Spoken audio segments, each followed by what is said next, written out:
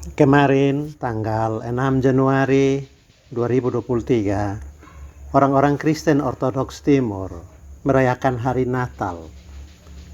Itu beda dengan orang-orang Kristen Barat yang merayakan Natal pada tanggal 25 Desember. Gereja Ortodoks Timur menetapkan 6 Januari sebagai tanggal perayaan Natal berhubungan dengan peringatan akan kunjungan orang-orang Majus dari Timur. Nah, kisah orang Majus dari Timur juga penuh dengan motif yang bisa ditemukan kembali jejaknya dalam cerita penggembaraan Israel di padang gurun. Kita ingat hikayat Bileam dalam Bilangan 22-24. Ketika Israel makin dekat ke Kanaan, mereka terancam oleh beberapa raja yang bengis. Balak, raja Moab, memanggil seorang peramal terkemuka dari gunung-gunung di sebelah timur yang bernama Bileam. Ia diminta menggunakan sihirnya melawan Musa dan Israel. Bileam dan kedua bujangnya datang, tetapi dia bukan mengutuk, melainkan memberkati Israel. Dan dengarlah apa yang dikatakan Bileam. Akan datang seorang dari Israel, ia akan memerintah bangsa-bangsa. Aku melihat dia, tetapi bukan sekarang. Aku memandang dia, tapi bukan dari dekat. Sebuah bintang akan terbit dari Yakub, tongkat kerajaan timbul dari Israel. Itu ada di Bilangan 24 ayat 7-17. Nubuat ini menunjuk pada Daud, tetapi di kemudian hari dipakai juga untuk putra Daud, yaitu Yesus Kristus. Jelasnya, Bileam disetarakan dengan orang-orang Majus pada cerita kelahiran Yesus. Mereka sama seperti Bileam adalah orang-orang di luar umat perjanjian. Tetapi yang oleh Allah diikutsertakan dengan cara yang unik untuk menyaksikan keselamatan itu. Dan ini yang ingin ditekankan oleh Gereja Ortodoks Timur.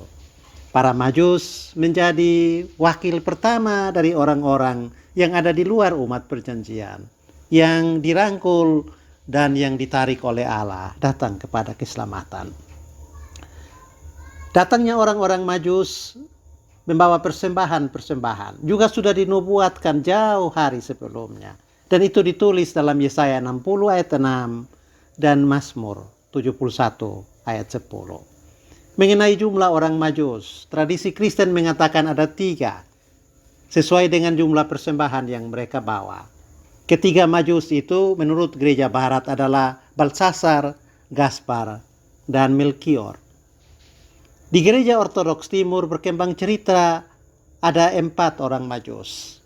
Orang Majus keempat tidak menjumpai Yesus di Bethlehem. Sepanjang jalan dia berjumpa dengan banyak orang yang membutuhkan pertolongan. Sibuk menolong mereka, ia membelanjakan semua uangnya. Dan ia bertemu Yesus tepat ketika Yesus berada di jalan menuju ke salib. Masih dalam hubungan dengan orang-orang Majus dari timur, ada legenda tentang para penyembah api di Iran yang dihubungkan erat dengan kunjungan 3 orang Majus dari timur. Alkitab menyaksikan bahwa setelah bertemu bayi Yesus di Bethlehem, para Majus kembali ke negerinya mengikuti jalan lain atas petunjuk dari malaikat. Pertanyaan kita ialah di mana negeri asal orang Majus? Marco Polo, seorang penjelajah samudra abad ke-13 dari Venesia, Italia, mempunyai cerita menarik mengenai negeri asal para Majus. Satu waktu dalam satu perjalanannya, Marco Polo singgah di Teheran, ibu kota Iran. Di sana dia mendengar cerita mengenai kuburan ketiga raja atau orang bijak dari timur yang disebut dalam cerita kelahiran Yesus. Tubuh ketiga Majus itu masih tersimpan utuh dalam kuburan, betapapun sudah berusia 1200 tahun. Ada hal menarik dari kisah Marco Polo tentang kunjungan ke Teheran. Dia menemukan di wilayah sekitar makam ketiga orang bijak itu sekelompok orang yang mengembangkan satu bentuk kekristenan yang unik.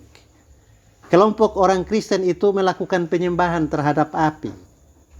Terdolong rasa ingin tahu, Marco Polo mengadakan observasi mendalam. Berangsur-angsur dia melihat ada hubungan erat antara penyembahan terhadap api dan ketiga Majus yang pergi ke Bethlehem. Seperti apa pertalian itu? Berikut ini kisah dari Marco Polo. Ketiga Majus, Balsasar, Kaspal, dan Melkior, melihat ada bintang aneh di langit sebagai petunjuk lahirnya seorang nabi besar. Lalu bergegaslah mereka melakukan perjalanan. Masing-masing membawa satu hadiah, emas, kemenyan, dan mur. Si pembawa emas berharap dia akan menjumpai seorang raja. Si pembawa kemenyan berpikir dia akan bertemu seorang imam Allah. Orang Majus yang membawa mur berpendapat tentang nabi itu adalah seorang penyembuh. Setelah perjalanan panjang, sampailah mereka ke Bethlehem. Para Majus masuk berurutan. Dia yang berusia muda duluan masuk ke dalam rumah tempat bayi Yesus dilahirkan. Dan betapa dia sangat terkejut. Beberapa kali tangannya mengusap mata untuk menyaksikan apa yang dia lihat. Penyebabnya, dia merasa seperti berdiri di depan sebuah cermin. Bayi yang dia lihat itu berwujud persis seperti dirinya.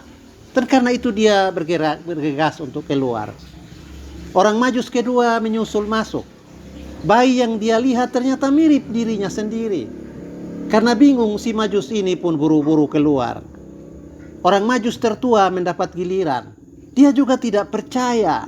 Bagaimana mungkin nabi yang dia lihat itu setua usianya? Si Majus ketiga ini pun tak tahan menatap dirinya sendiri. Lalu dia keluar menjumpai dua temannya. Setelah bertukar cerita, mereka menjadi mengerti bahwa mereka sedang bertemu dengan seorang tokoh istimewa. Dan karena itu mereka memutuskan untuk masuk secara bersama-sama. Barulah pada kesempatan itu mereka bertemu dengan seorang anak seperti manusia umumnya, bayi berumur 13 hari. Lalu masing-masing mereka memberikan persembahan. Mereka juga dibuat terpesona karena bayi usia 13 hari itu menerima persembahan mereka. Bukan satu persatu, tetapi secara simultan. Si bayi kemudian membalas pemberian mereka dengan sebuah peti dalam keadaan terkunci. Peti itu demikian dipesankan kepada mereka, baru boleh dibuka setelah mereka tiba di negeri asalnya. Tetapi tentu saja karena penasaran, beberapa hari kemudian ketika mereka tiba di rumah penginapan dalam perjalanan pulang, mereka membuka peti itu. Aneh, peti itu berisi sebuah batu. Bayi Yesus memberikan hadiah sebuah batu untuk mengingatkan mereka agar tetap percaya kepada apa yang mereka lihat di Bethlehem. Dan iman mereka harus sekokoh batu itu.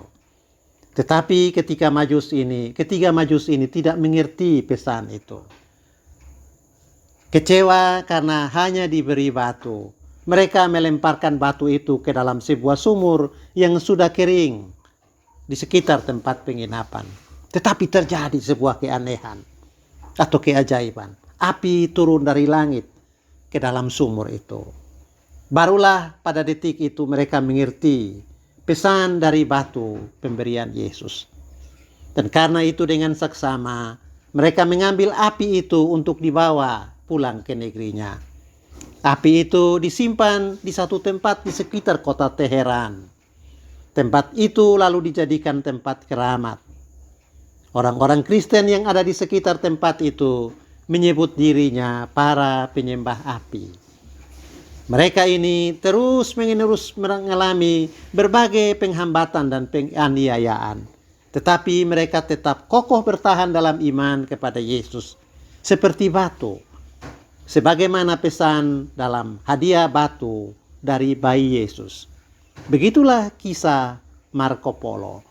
Dan ini juga bagian dari tradisi Gereja Ortodoks Timur dalam merayakan hari Natal yang ditetapkan jatuh pada 6 Januari setiap tahun. Selamat Hari Natal untuk saudara-saudara di Gereja Ortodoks Timur.